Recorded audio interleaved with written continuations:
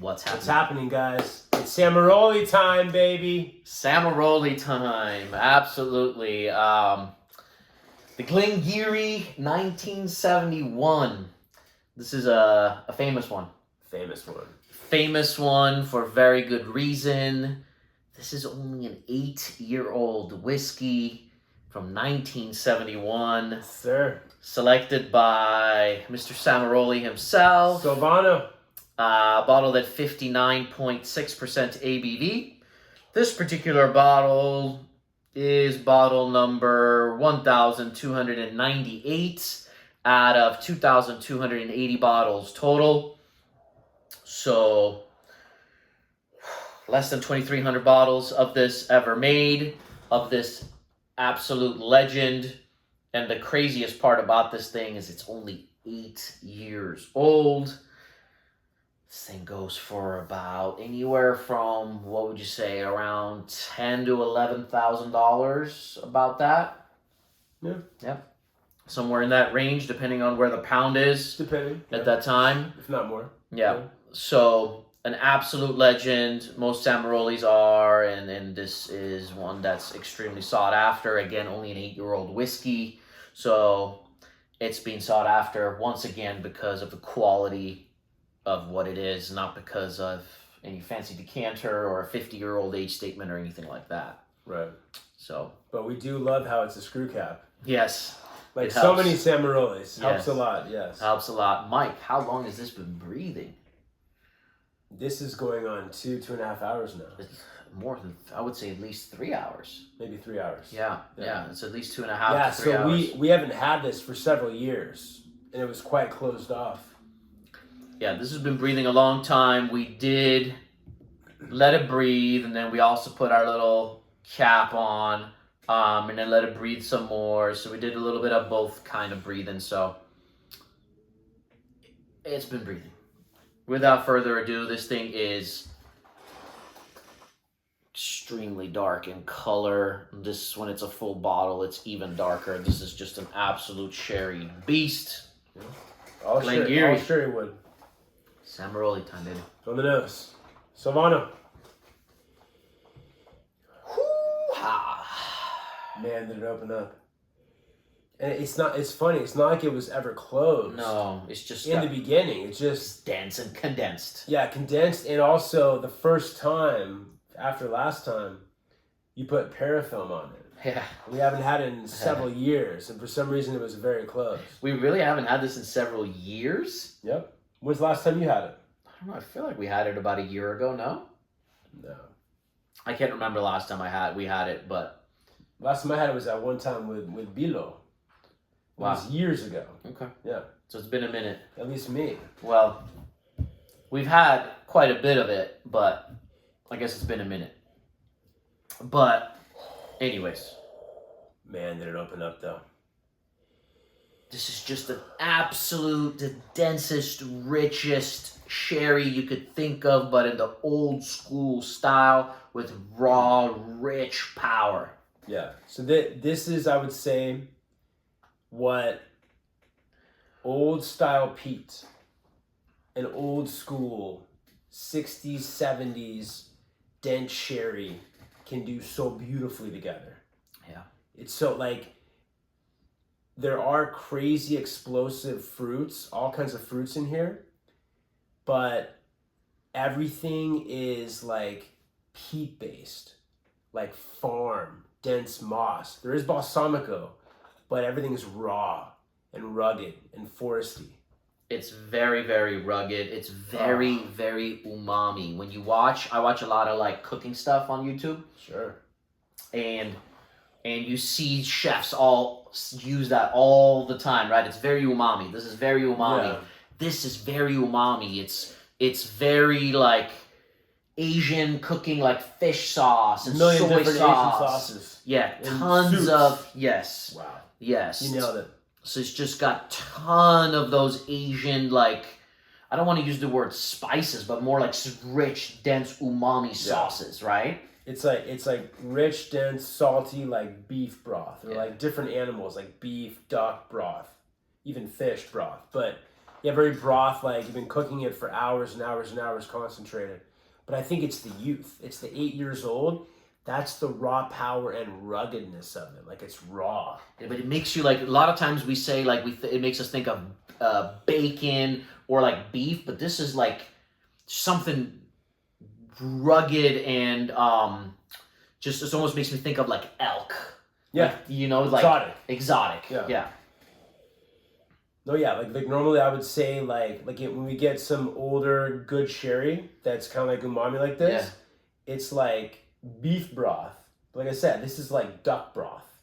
There's some kind of exotic, right? That we're not used to, we don't have all the time. But all those sauces, you know? Deep, and a lot of times in Asian cooking, I don't know exactly what kind of ingredients are going into those sauces, but it's really reminding me of that umami, rich sauces. Oh, this is fucking nuts.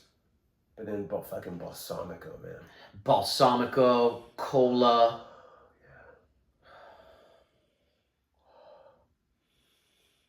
And now burnt muscovado, like burnt sugar. Yeah. Demerara. I was gonna say now, like it's on the background, but now the fruits are just piling out. But the apricots and peaches, they're like salty and concentrated, like the umami. Like the umami is like umamifying everything in it. Yeah. But it's all there. Yeah. It's getting crazy. And it's weird. This whiskey, I could see like fruit, like darker fruits, and even some of the fruits you mentioned are there, but it's just not what comes to mind. It's not what makes this whiskey special, right? No. We often talk about like Old Bowmores are so special because of the fruit element, or Old Lafroigs could be so fruity. This is special in the sense of raw, like peat and an amazing sherry combination, like you said in the beginning. It is. I want to bring something up. I don't want to forget this. It's the sauces and the broths. Silvano bottled this. So I guess this was bottled in 79, I guess, then if it's 8 years old.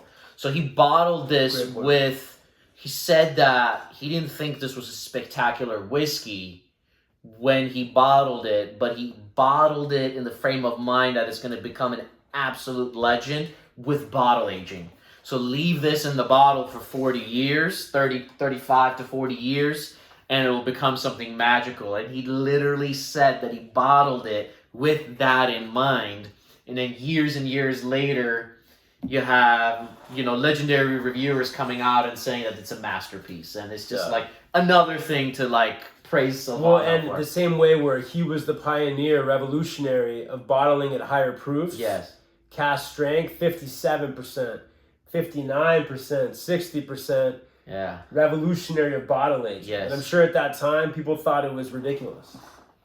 Yeah. The guy's just the revolutionary pioneer of whiskey. There's like tires and rubber, and it's peat, but it's like it doesn't go too much towards the medicinal on the nose. It's more like rubbery and like tirey. Or how are you feeling about how I get like farmy and earthy. Yeah. Big time. Earthy for sure. Yeah. And earthy, I guess, farming kind of goes along with that. Going along with that whole like rugged idea, big time. There's definitely this earthy, muddy, mushroom, umami thing going on with it. And mossy, it's like a peat wilderness. Yes, it's a peat wilderness. Yes, it's a forest, right? Yeah, with the moss and the mushroom and the. No, so like obviously we weren't around in 1979, but people that have tried it then confirm that it needed that much bottle aging. Yeah. And even people that tried it 20 years after they tried it, that much more bottle aging. We're just lucky that, I guess in a way that, you gotta pay for it. Yeah. But that now we're at a time where we can truly appreciate the bottle aging. Yeah. I mean, I could mention now notes. until 1979. Yeah. I could mention notes like chocolate and caramel, but it's like, I don't need to mention that. It's very much there. But they're almost like what would that be? Quaternary. Yeah. The fourth level of notes. Yes. It's not the star. No, and I think by saying it's just a perfect example of raw, powerful, old school sherry. It's just kind of known that notes like that are in there, There's some burnt raisins, burnt toffee.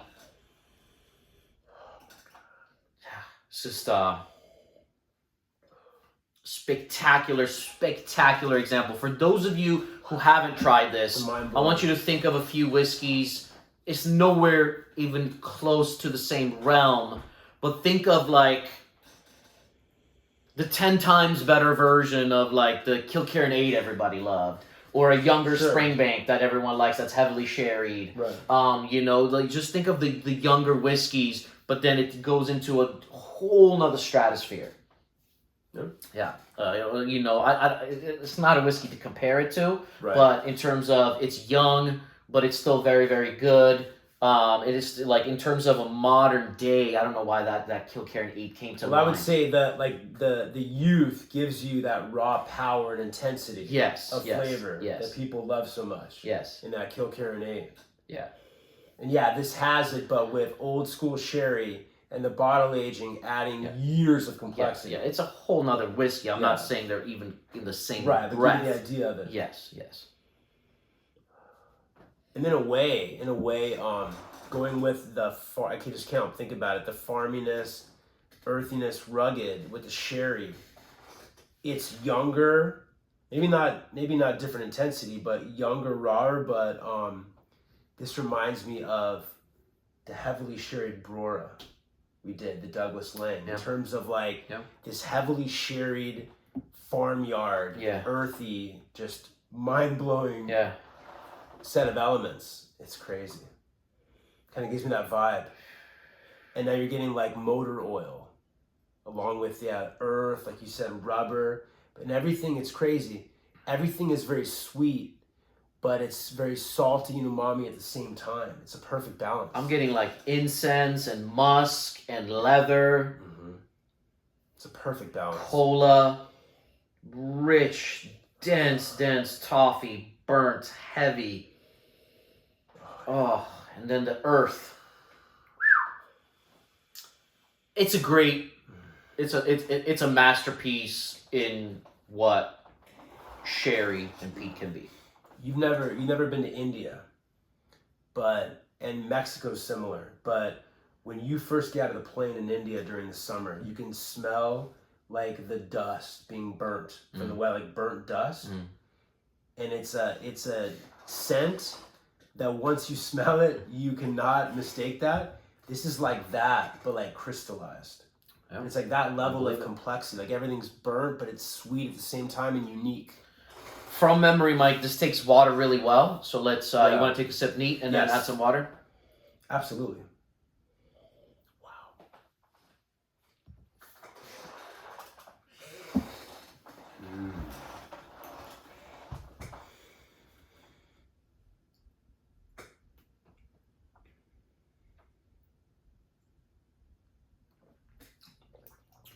Oh my God, I haven't had this in so long. Oh my God.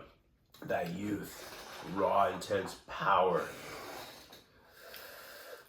Oh my God, it needs it. God, Solano was a genius.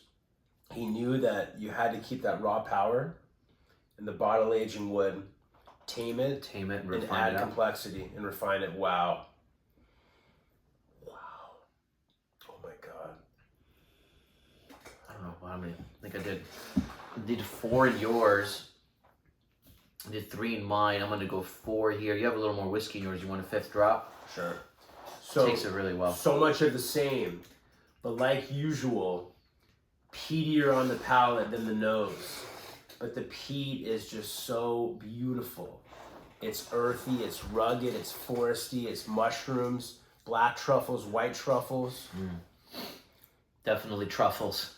And it's more definitely on the palate, more savory. Yes. Less sweet. Yes. Than on the nose. Yes. It's addictive. It's powerful. Powerful. It's bitter chocolate, and yes, it's got that burnt toffee, but it's not a very sweet toffee. It's rugged. It's got big muscles, broad shoulders, and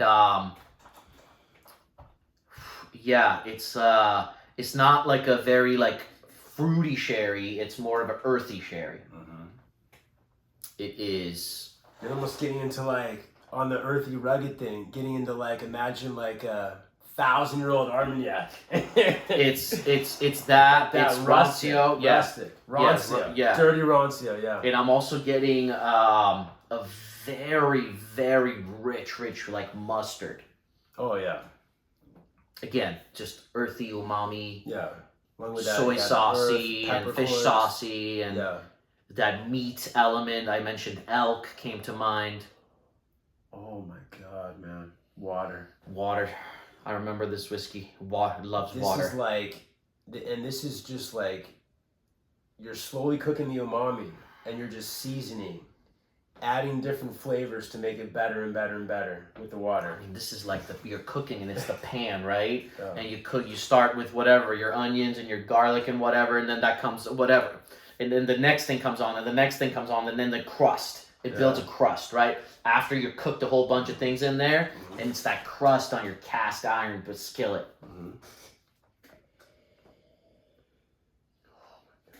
Things like that come to mind when you smell it. It is. Yeah. You're cooking. This is totally a cooking whiskey. Yeah. Palate with water. It was just, it's even better on the nose with water. Yeah, just more explosive, everything getting more refined, more detailed, sharpening up, integrating.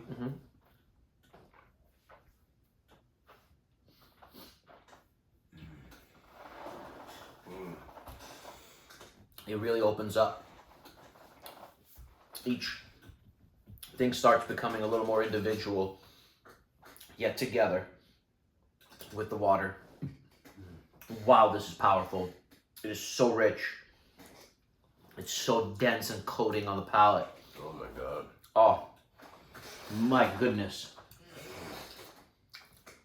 That ABV, man. And almost a little more drying too, even almost. I'm adding even one more drop of water. I think this thing really takes water. Yeah. Really, really well.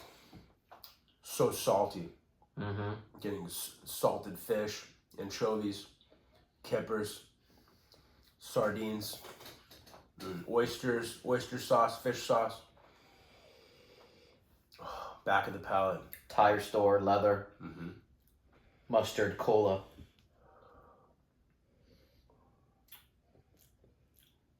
Vinegar, balsamic. Oh, yeah. Bitter leather. It's like incense / sandalwood kind of note. I'll say this. It's a whiskey where half an ounce will make you feel like you just drank 3 ounces of whiskey. Half an ounce of this is like having 3 whiskeys. It is dense, rich. Oh, yeah. It is very, very dense and rich. Oh, so much. So much. I was going to say honey mustard, but it's almost like, how would you say It's almost not sweet enough to be honey mustard. It's equivalent like dark chocolate. Yeah. It's like, it's sweet, but it's like bitter mustard. Bittersweet mustard. But boy, oh boy. Now I'm on quality mustard. I'm on 5 drops of water now, and it's getting so much sweeter. Swims well. Swims really well. This ABV perceives higher than what it is for a Samaroli too. Oh yeah, some sweetness is coming through. Fruitiness. So complex. Almost like you throw pineapples on the grill and they start getting caramelized and burnt. Yep, absolutely. Yeah, everything's burnt. Oh yeah, burnt peach, burnt pineapple. Yeah. But yeah, caramelized where all the sugars are popping out hard. But still, yeah, the mustard on the background. Some whiskeys you constantly want to go back for another sip. This is a whiskey you want to spend hours and hours on. And again, we spent the last 3 hours going to it, nosing it, going back and sitting down, talking, this, that, drinking water, hanging out, talking, going for a little nose. I mean, we have now, after this review, spent over 3 hours with this, less than an ounce pour. Chinese allspice, nutmeg, clove, ginger. that mustard, most exotic mustard I've ever had. Final sip for me, Mikey. Wow, it's a mind blower. Samaroli, baby.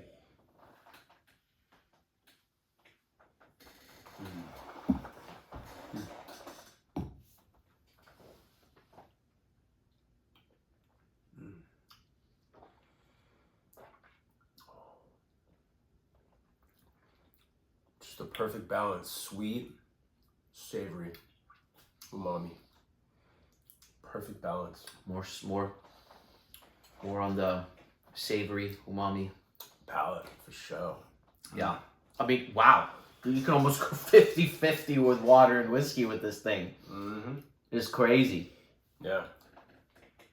Because without water, it's the fruits are in the very background, and it really needs it to come out. I mean, it's not a whiskey where I would highlight it as a fruity whiskey. It's not, but it's there. Yeah. When you add enough water now, now it's getting like explosive peaches, pineapples. Grilled peaches and pineapples is the number one thing I could think of. Yeah, white pear. Yeah. But still grilled, salted, and a little bit of mustard. But then mustard on top. Absolutely. And then it's like on the palate, once it starts going towards the finish, those fruity elements become like pear skin and like peach skin. It becomes drier and a little more bitter. 100%. Look, it's front and back.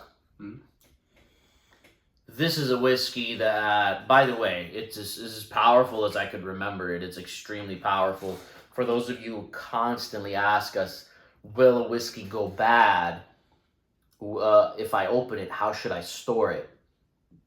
This has been open forever. This has been open now for years and years. And, you know, Mike mentioned we haven't even tried it in the last couple years. And all we do is put the original screw cap back here. We parafilm it. And it goes into a very dark space where the temperature is kept even. Yeah, but it took 3 hours to open up again. Yeah. Didn't flatten out. No. Knock on wood. Yeah. Now, if a whiskey is lower ABV, you have to monitor it more. Absolutely. And if it's this high of ABV and it gets down to like right there, you know it's not a bad idea to start putting it in smaller vials. But anyways, that question gets asked a lot. So, you know, look at the ABV and try your whiskeys, you know, and you monitor it that way as well. But tricky though, because normally as we air it, it like opens up right away. Yeah. This guy closed up again. Yeah. This guy was a trickster. Yeah, I think this is just the densest whiskey I've ever had at the same time. Yeah. It's just, yeah. I just remember last time I had it, it wasn't like this. Yeah. It was open right Every away. day it's different. Yeah. Could be. But yeah, we're both agreeing on that we're both feeling that way about it today. Anyways, the finish is lingering and lingering and lingering. And I have scored this whiskey the same, I think, every time I've had it. And we've had it quite a few times, and it's a 96 out of 100. I'm going to go the exact same. Yeah. Now I'm getting like exotic orange oil as well. Yeah. Samarolis. Samarolis. You don't find 96s very often. And it's crazy how many Samarolis score in that realm. But yeah, it's that good, it's that special, it goes into that status. And you know, this is you know, a top 20 for sure, maybe even a top 10 whiskey. Even top 10, yeah. So that level. Yep. All right, you guys. Yeah. Thumbs up's most appreciated if you like the review. Sorry we went on forever, but it is a Samaroli bottling, and those reviews are going to be a little bit longer. Bring you guys reviews every Monday, Wednesday, Friday. We do the Legendary reviews together, and we also do solo reviews of regular releases as well. So make sure you subscribe if you haven't, and we'll see you soon for many more. Cheers. Cheers.